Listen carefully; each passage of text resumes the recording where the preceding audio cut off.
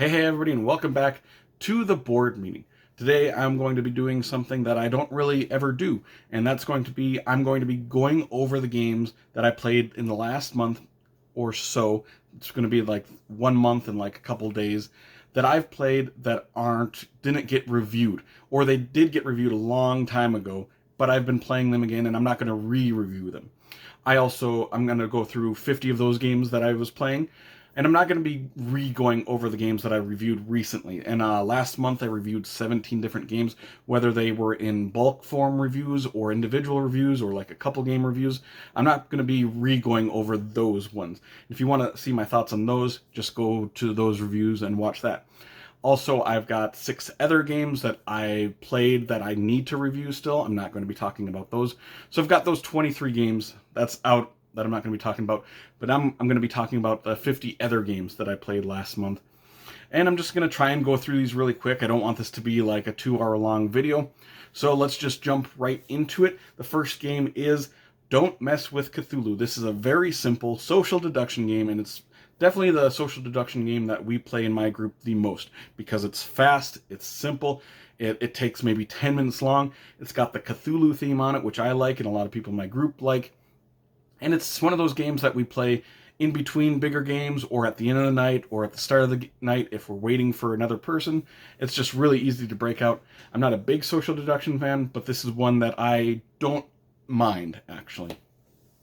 Going on to the next game is pretty much completely opposite. It's not a very simple, not a light game, and it's not fast. This is Eclipse, Second Dawn for the Galaxy, which is the second edition of Eclipse. This is a big space 4X battling game, and I have very mixed feelings about this game because I really like the idea in the Eclipse that you're building up these fleets and adding technology and getting bigger, better technologies and adding them to your ships and stuff like that. And I really like the Euro aspect of this game, but I do not like the Amerithrash part of this game where you're attacking other people and you're rolling dice for them, and you are just obliterating other people or getting obliterated. And so you might spend a couple turns building up your fleet, and then someone comes out and wipes them out, and the last couple turns that you took are kind of like negated. And I'm not a big fan of that. I know a lot of people do really like this game. A lot of people in my game group really like this. And I'm conflicted. I really like some parts and I really dislike other parts. So yeah, Eclipse Second Dawn for the Galaxy. Next one is another small little card game. This is Makoji. This is a 2-player game with an I cut, you choose mechanism.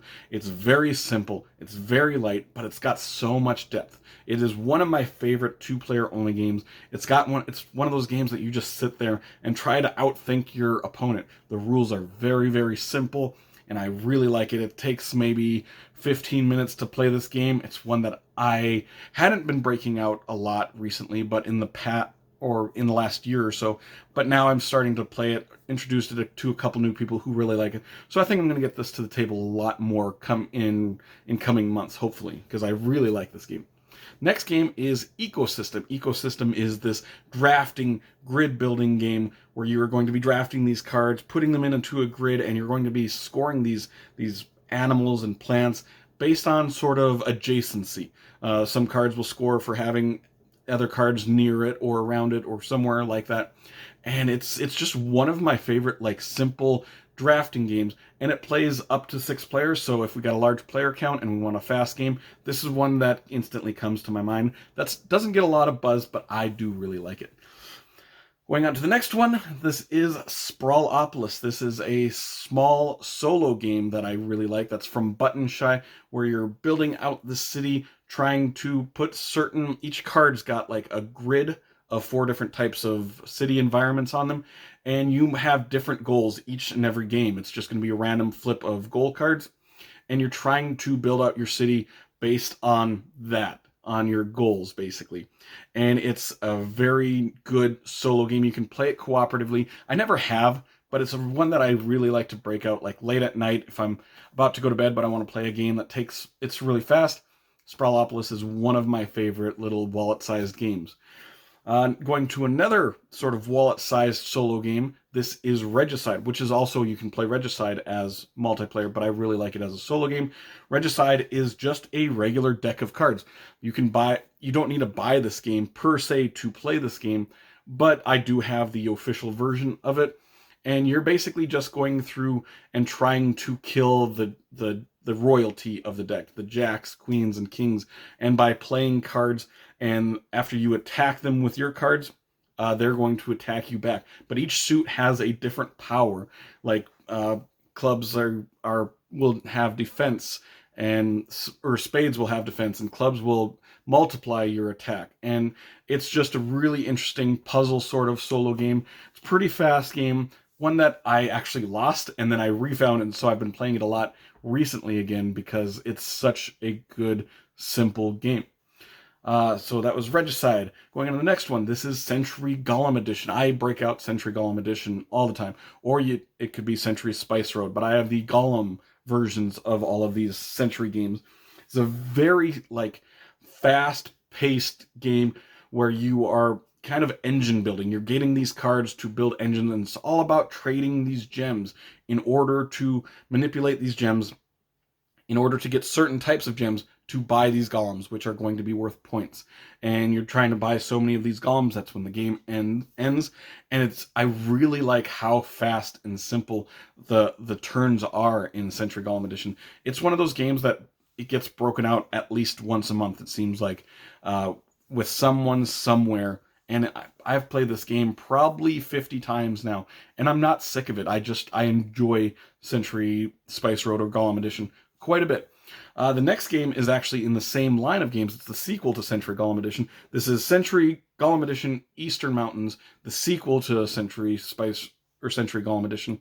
And in this one, it uses the same sort of mechanisms of going and trading gems in order to buy these cards that are worth points. But in this one, you have it's like a wagon, and you're moving across this grid and activating these cards, basically these tiles that are going to allow you to exchange gems, manipulate them in order to get certain types of gems. And yeah, it's really good. I actually think I like this one more than the original, but this one's a little bit harder to break out because it's a little bit more complex, where Century Golem Edition, the original, is more of like a gateway style game. It's really welcoming. This one is just a little bit of step above that one, but I actually really like this one quite a bit. Next game, and in all these Century games, you can combine them. You can combine the first with the second with the third with the first, whatever you want to do. Or you can combine all three of them, which I finally did that this last month. But we did it with the Century Spice Road, not the Golem editions. My friend brought all his trilogy, and we combined all of them together, which I've never done that before.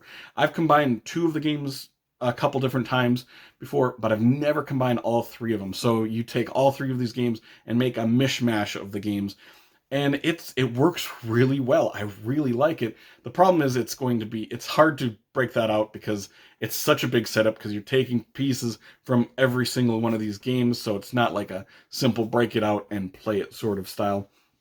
But I really like it.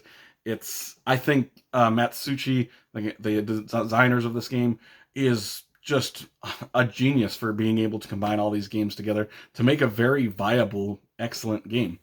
So yeah, that was, I don't even know what that one's called when you combine them all, but we did it. The next one is going to be a big game. This is going to be like my recent obsession game. This is Dwellings of Eldervale, this was on like my wish list of games I wanted to play for a very, very long time. This is a very big, giant game where you're going to be moving around tiles and kind of engine building and getting more workers and getting more specialty workers like your wizard and your dragon and your warriors. And you're engine building because you're buying these cards that are going to get you other special abilities. And it's got this worker placement aspect to it this game is so big, but I really enjoy teaching this game. And I wouldn't say I really enjoy teaching a lot of different games, but this is one of those games that falls into that because everything seems to make sense to me. This is, like I said, my recent obsession game, and I've played it quite a bit in the past, probably 4 months. It gets broken out every couple weeks now. And yeah, I really like it. If you can get your hands on it, I'll try to see if you can get your hands on it. play it before you buy it because it's a bigger priced game. So yeah, Dwellings of Eldervale. I absolutely adore that game.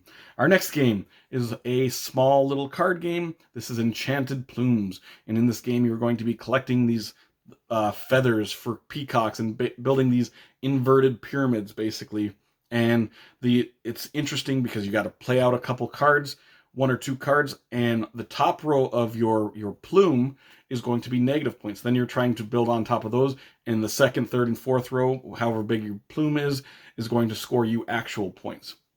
And it's just got this really cool, interesting flow to the game where sometimes you don't even want to play out cards. You can exchange cards that are in this row of cards. It's just got a lot of interesting choices in this game of how you want to build this out, but simple enough where it's a simple card game. You can break it out pretty easily. It's kind of become one of my group's favorite card games, I would say. And it's one of those games that also plays at higher player counts. I think it can go to 6, I believe. And it plays well at those player counts as well. So going to the next game, this next game is, instead of a higher player count, this is a 2-player only game. This is Radlands. This is a card game, a card battling game, where you're going to have 3 bases, and those bases are going to have some sort of special abilities. You also have these cards that you're going to play. They're going to be people that you're going to place in front of your bases, and they're going to help you attack people's other bases and sort of defend your own bases. It's a really cool game. I have the deluxe Kickstarter edition of this game, and I'm really happy. I've got the playmat and the upgraded tokens, the upgraded card quality. I absolutely love Radlands. I talked about Makoji being one of my all-time favorite 2-player games. I think this is my all-time favorite 2-player game. And I've got a couple of these 2-player games that I really like on this list, but Radlands is just awesome. I highly suggest you playing it if you like card battling games. It's sort of got that collectible card feel to it, but it's not a collectible card game. There's no expansions for this game yet. It's just a box of cards, and very simple. I wouldn't say it's light, but it's got some simple mechanics to it, and it's easy to get into. And it's one of those games, you play someone who's played this game a lot, they are probably going to wipe the floor with you, but you're going to get better at that game. Definitely check out Radlands. Going to the next game. The next game is another small card game. This is an older game. This is Hanabi. This is the game where you don't actually get to see your own cards. You have a hand of cards, but you're facing it to your opponents or your teammates in this game because it's a cooperative game. And you are trying to lay out cards in order on different colored cards. Like you need to play the blue cards starting with 1, 2, 3, 4, 5. And you got to do this with multiple colors in this game.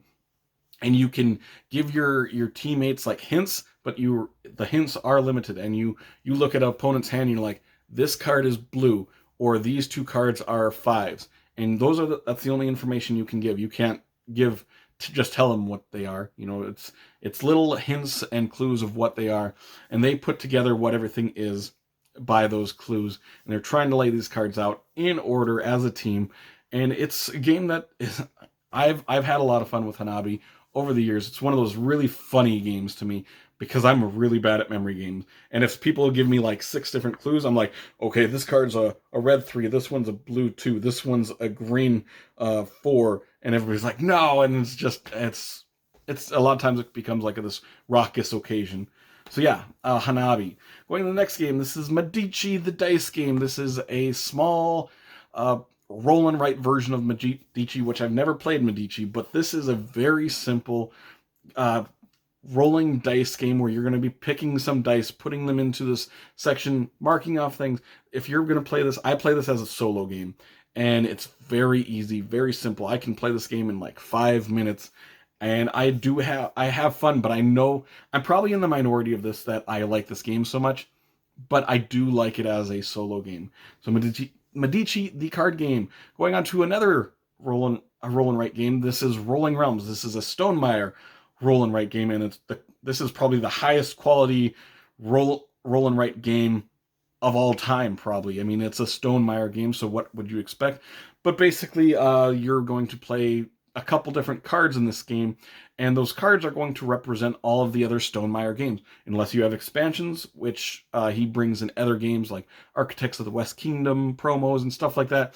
But these cards are going to represent other games, and you're going to roll dice, and you're going to try to put these numbers in these different realms, and each of these realms have different sort of objectives of how you're going to score. And I really like this game. This game, when it first came out, I'm like, yeah, it's an okay game. It's a game that I enjoy.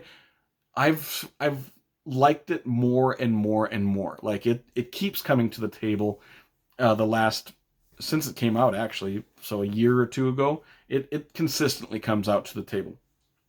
That's Rolling Realm. Going to the next game, this is another smaller game. I've got quite a few small games this month.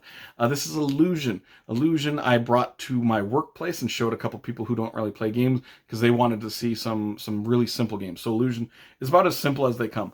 You're going to be playing these cards out, these abstracted cards that have sort of different colors and shapes on them, and you have to put them in order from like the least amount of red on this card to the next amount of red to the next amount of red. And if you don't think those are the correct order, you can call the other person on it. And it's very simple game, very light. I suggest getting this as like a gateway game for people who don't really game at all or don't even really like games. You might blow their mind with this game. Next one is another small card game that I also showed these people from my work. That's the same as Illusion. This is Timeline, where you have Timeline. You're trying to put all of these cards that have events on them in the correct order of the timeline.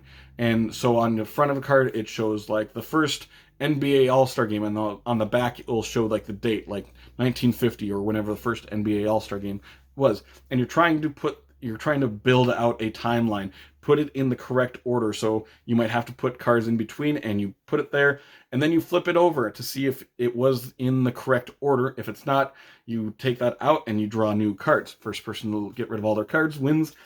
Fun little history game, one that I suggest that anybody who's like a history teacher or a teacher in general, maybe have this game in your classroom. It's a great classroom game.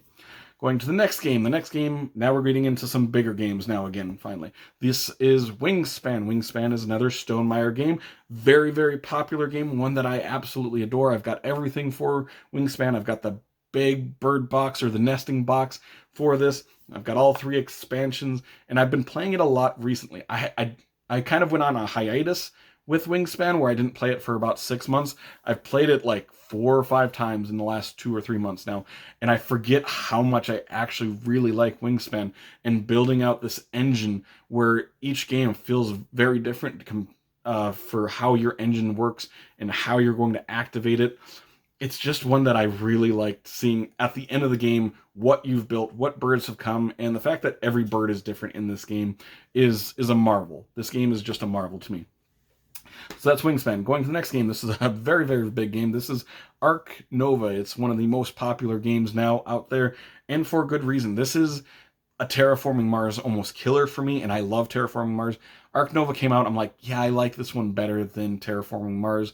I like the zoo theme where you're playing out these cards, and you're picking an action, and the action, how strong that action is going to be, is determined by where that action card is on your little, I don't even know what it is, this little sheet.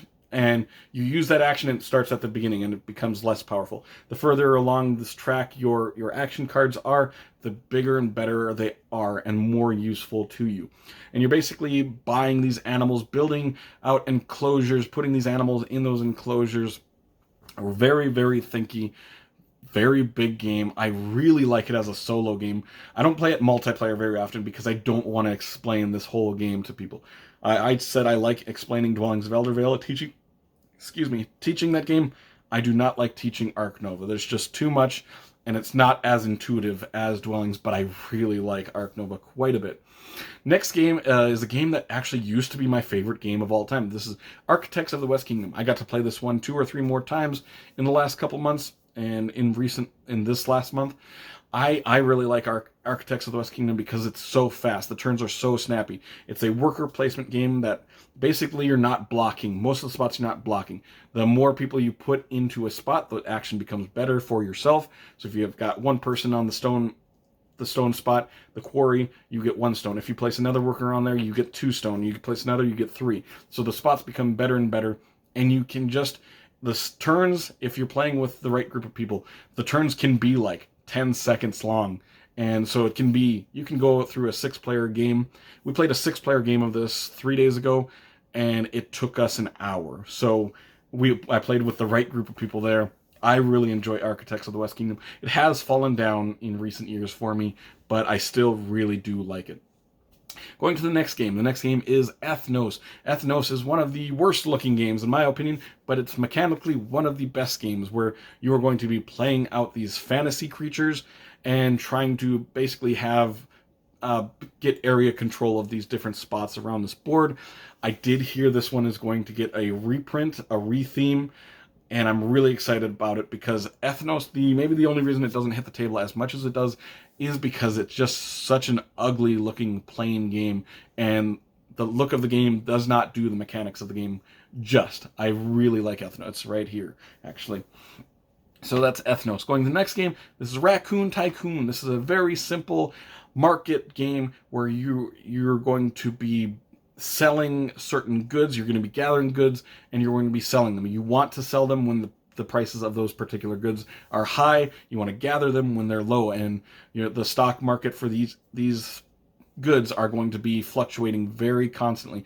And if you sell your goods, that's going to crash that market. You're going to be using money then to do a couple different things, mostly bidding on railroads, and you might be using your resources as well to get different towns, and you're going to score points for multiple different reasons.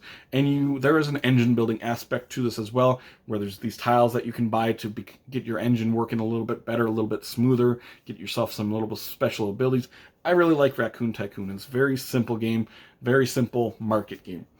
Going to the next game, this is Fuse. Fuse is a cooperative, real-time dice sort of placement game where at the beginning you have, I think it's 10 minutes, and you're trying to defuse all of these bomb cards.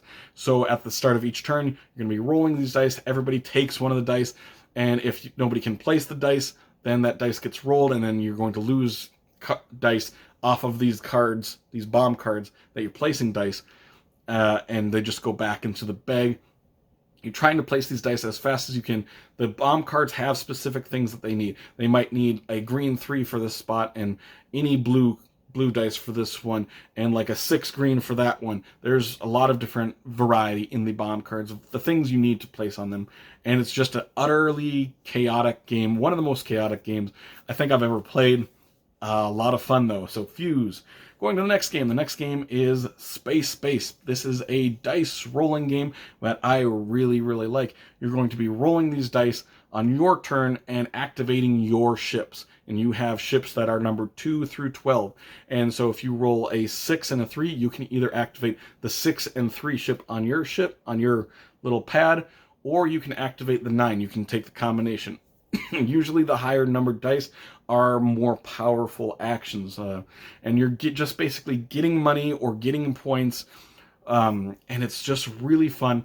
Also, everybody basically gets to participate each turn, because when you buy new rocket ships to add on to your section, the old rocket ship goes above your board, and those ones that are above the board you can activate on other people's turns.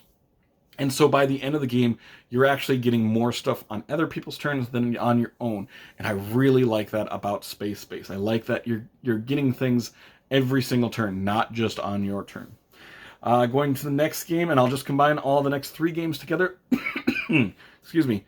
These are Pandemic games. I played Pandemic the Cure, which is a dice version of it. I played Pandemic Iberia, which is my favorite, basically, base game version of Pandemic. And then I have Pandemic Hot Zone North America, which is the small kind of filler version of Pandemic. And I've talked about Pandemic on this channel a lot. I really like Pandemic. It still comes to the table pretty often. I've got every version of Pandemic out there, which I think there's 14 games of it, maybe, and then there's the legacy games as well.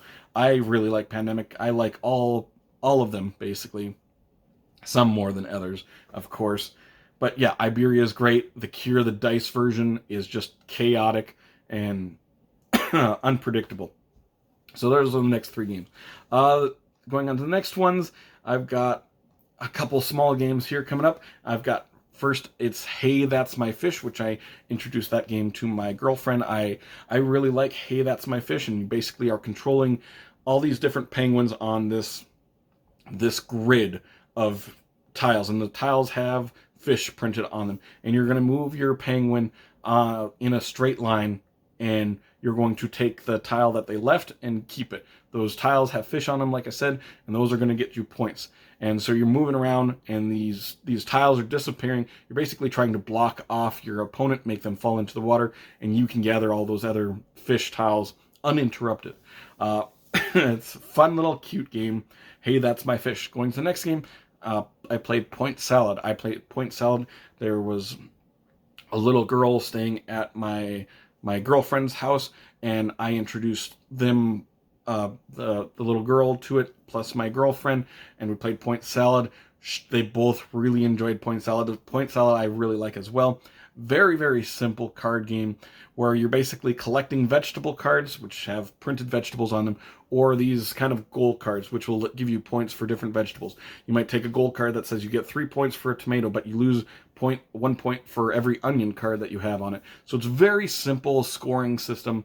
It's a very simple game in general. I really like Point Salad. It still comes to the table every so often. Some people don't maybe like it as much as I do, but I definitely do.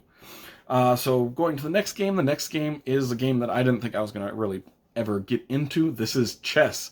I got into chess because my son's school and his friends all of a sudden got into chess. And he's like, I really like chess. And so we went out and got a chess board, and I played with him a couple times. And I was like, yeah, I do like chess.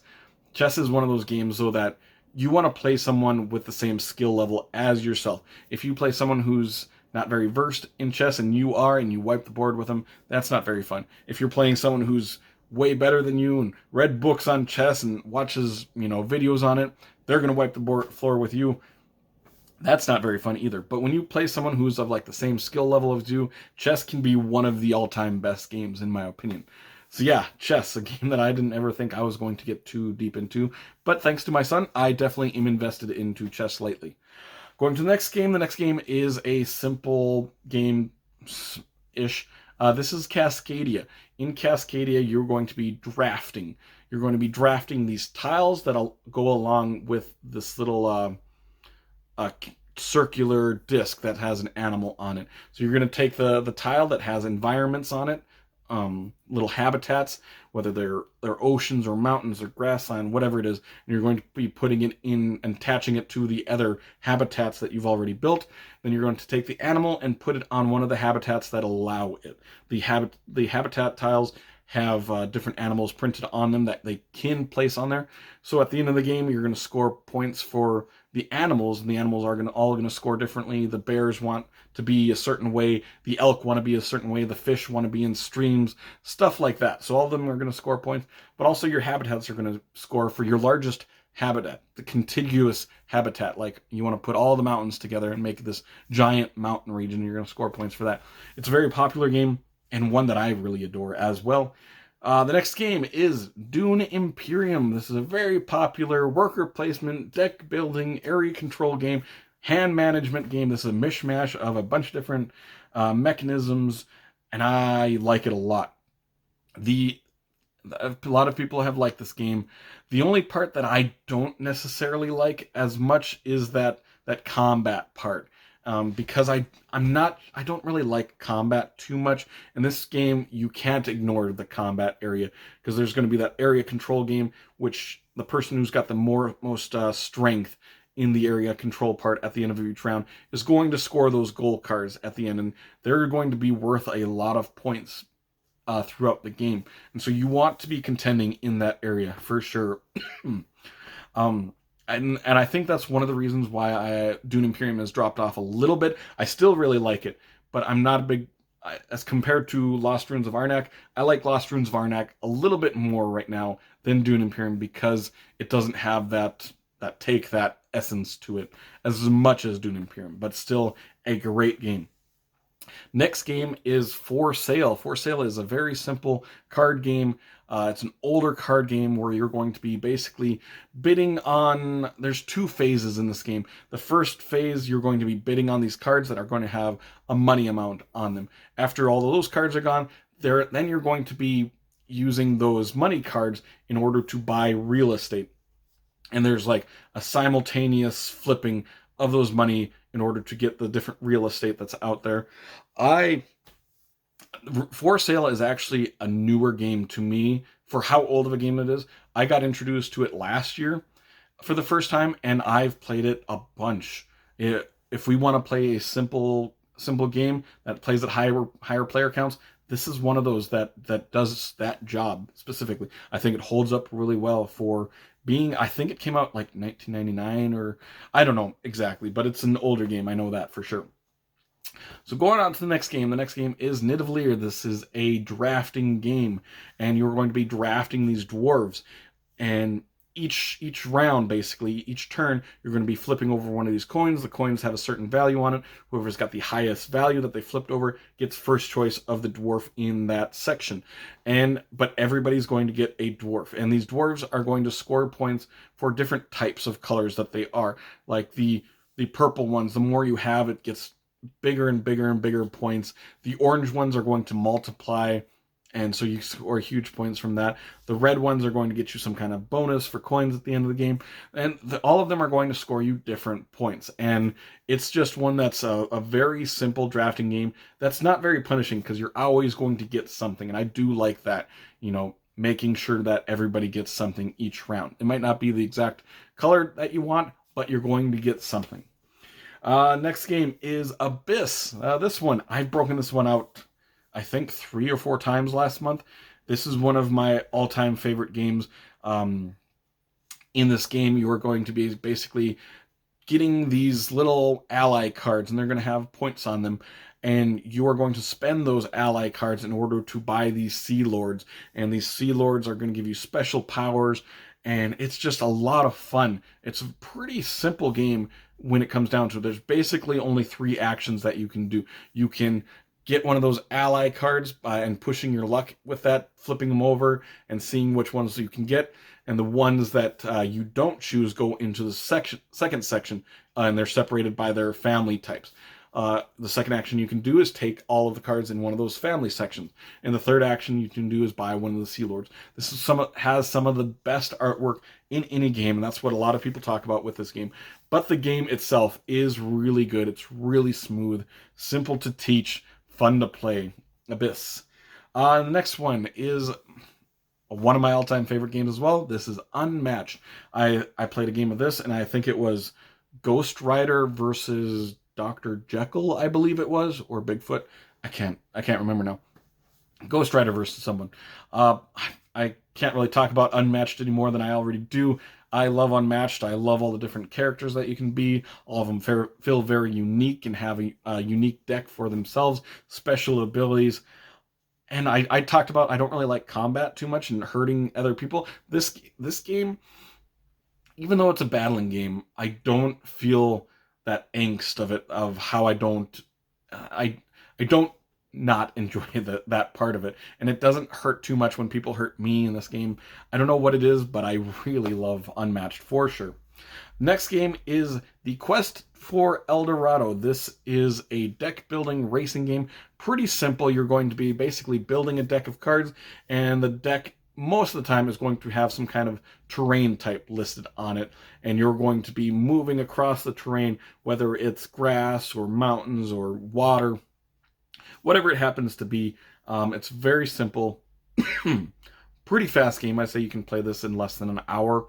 I've played it a lot over the years, and it's one that I still enjoy breaking out. I don't enjoy it as much as I used to, but it's still such like a good, simple deck building game. It's good, like, gateway sort of deck building. If you're trying to introduce people to deck building, this is a great way to do that.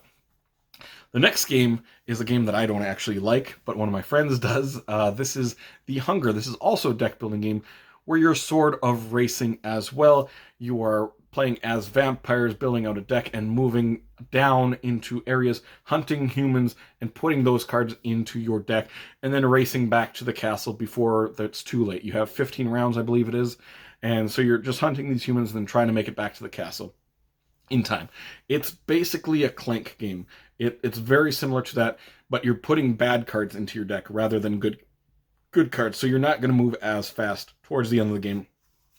And I think that's the aspect of it that I don't really like, is that you're making your deck worse throughout the game rather than a traditional deck building game where you're getting better and better. This one you're usually getting worse and worse. And that's one of the reasons why I don't like it, is because you have turns where you flip over cards, and if you draw all bad cards, you don't do anything that turn. And I don't like games where that's a possibility. And in the Hunger, you absolutely can do that. So I just much rather play Clank than the Hunger.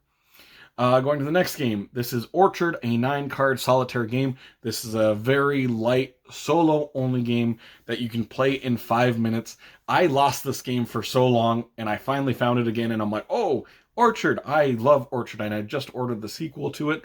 Some people might not like it as much as me, but I really like Orchard. It's just you're putting out, placing out cards on top of other cards that have orchards on them. It's an abstract game, don't get me wrong, and you're just basically trying to cover up the same orchard type, the tree types, in order to get more points. The more times you cover up a card with that right tree, the more points you're going to score. Very simple game. You can play it in 5 minutes, I'd say. I really like Orchard. Going to the next game. This is Longshot, the dice game. This is a roll and write, a version of Longshot, which I've never played, and it's basically a horse betting game where you're going to be rolling these dice, and these horses are going to be moving around the track. It's a great production of games. It's really fun watching these horses go around the track, and you're going to get different special abilities on your turns. You might be betting on certain horses, trying to get them to finish fast. You might get abilities that let those horses move faster along there. You might be able to buy some horses along the way. It's just a really raucous, fun time watching these horses move around. My only problem with Longshot the dice game is every time I play this game, at the beginning of the game, it's so crazy, and towards the end of the game, it feels like you filled out most of the things that you want to fill out, so it's just like you're just waiting for the end of the game to happen. So I really like the beginning part, and the end kind of trails off for me, but still a good, solid game. Longshot the dice game. The next one is a very popular abstract game. This is Azul. This was part of the first Azul game, obviously, and it's basically a tile drafting or sort of game, and you're taking these tiles, drafting them, putting them on your own player board, and scoring points for those. Azul, like I said, very popular game. It was, everybody was talking about Azul for a while. It was the game of choice for a good section of while. And I like Azul quite a bit. I don't like it as much as, maybe some people, but it's a good sort of family weight drafting game. Our next game is the sequel to an old classic game, and it's a 2-player only version of it. It is Splendor Dual. It takes everything I like from Splendor and makes it 100 times better. I love Splendor Dual quite a bit. I would never say I would love Splendor, but I like Splendor decently amount. I love Splendor Dual. It makes it a more strategic game. It is only a 2-player game, which I can have restrictions for it, I suppose. But if I can play this Splendor Dual, I'd much rather play Splendor Dual than Splendor by quite a long ways. And it's a really fun game. Still simple enough to teach as a gateway style game, but fun enough and strategic enough for me to like it as well. Our next game is another underwater game. We had Abyss earlier. We have a game that I associate kind of with Abyss just because of the theme. This is Aquatica. Aquatica is a very combo-esque sort of game where you, on your turn, you're going to play out one of these Lord cards, and they're going to either have you get a new character card to put into your hand, or buy a location, or conquer a location. after these locations are conquered and bought, you put them in this board and then they slide underneath this other board. It's double layered, and then they have sort of special abilities on them that you're going to be using to combo with other things. Like this one might get you 2 more coins. So if you want to buy a location or buy a character card, you can use the 2 coins on there and slide it up. And you're trying to slide all these locations up so that you can score them. They don't score automatically. You have to play another card or get another symbol that lets you score them, take them out, and put them onto your score pile. It's one of those combo games that I've really, really liked. And I hadn't played it for about a year, and I played it a couple times with people, and then I played it a couple times solo as well. Fast solo game, good multiplayer game. So that's Aquatica. Next game is a flip and write game that I had not played for a while, but is one of my all-time favorite flip and write games. This is Cartographers. I really like in Cartographers, you're going to be flipping these cards, these polyomino shapes, and drawing these polyomino shapes that have a certain terrain type in them around your board. And you're going to score points for the things that you place based on these 4 different goals that you have throughout the game. And that's what I think really shines in Cartographers, is these different goals. And you're going to play through all 4 seasons in this game. And in the first season, you're going to score the A and B goal cards. Second season, you're going to score B and C. Third, you're going to score C and D. Last season, you're going to score D and go back and score A as well. And so I really like you're going to be planning out all these goals in different ways. And it's just a fun game that I really like. I forgot how much I do like it when I played it again recently. So that's Cartographers. Our next game is a game that I play solo. This is another one of those small solo games that I enjoy. This is Bandido, and you can play this as a cooperative game or as a solo game. I play it as a solo game, and you have this starting tile of this Bandido, and he's trying to escape, and he's digging through all these tunnels, and your goal is to try to play out these tunnel cards in a way that blocks him off and blocks all of the exits off in the end, and that's how you win the game. And this game it's just a little tiny card game. It comes in a box about that big, and it can take up, I've got a 3-foot by 5-foot table. It can take up a large chunk of that table. There's times where I'm like, oh, I'm running out of table playing this game because it just can expand so much. And so you just want to block off this Bandido and make sure he doesn't escape. Next game is High Society. This is sort of this bidding game, and I won't go too much into this one. This is an older game where you're trying to, you have a hand of cards, of money cards, and you're using these money cards in order to bid on cards that are revealed and try to take those cards. And the person with the most points at the end of the game wins, but the person who spent the most money automatically loses. So you want to get the most points, but make sure you don't spend the most money. It's like QE, but a little bit of an older version of it. The next game is a huge game. This is Anno 1800. In this game, you're going to be buying these tiles. It's a sort of a worker placement game on your own player board, and you're going to get these different goods on your player board. And like you're going to get like thread and something else, and that makes a shirt, and then you might need the shirt for a different thing.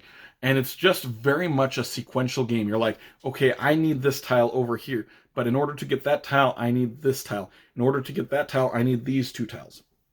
And so it's one of those games that you know what you need to do like 8 turns in advance, or you should know what you want to do several turns in advance in order to get the things that you need.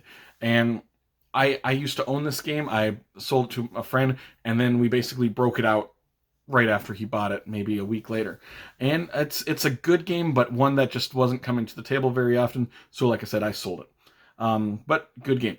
Next game is a 2-player only game. This is an older game as well. This is Totten, which is a 2-player only game where you're trying to win stones. There's stones in the center of the table, and you're playing numbered cards on each side of these stones. I think there's like 9 stones. You are trying to get basically the best poker hand on your side of the stone. You're playing out 3 cards on that side and taking these stones. You win if you've won 5 of the stones, or you've won 3 consecutive stones that are adjacent to each other. And so yeah, it's one that I had not played for a long time, and I knew that I was playing 2-player games the other day, so I was like, oh, Totten, I haven't played that for a long time. I forget sometimes how good how much I like Shot and Totten, actually. If you've never played Shot and Totten and you play two-player games, definitely suggest it. Going to the next game, which is another two-player game, but it's a bigger game. This is Summoner Wars, 2nd edition. I never got to play the 1st edition of Summoner Wars. I got into it in the 2nd edition. Summoner Wars, I absolutely adore this game. This is a game where you have a summoner, which is your main guy, and you're trying to kill the other summoner. But throughout the game, you're going to be playing out these cards on this grid, this board, and moving around these cards and trying to attack the other player, activating their abilities. There's a lot of abilities in this game. Each card, each person has this ability.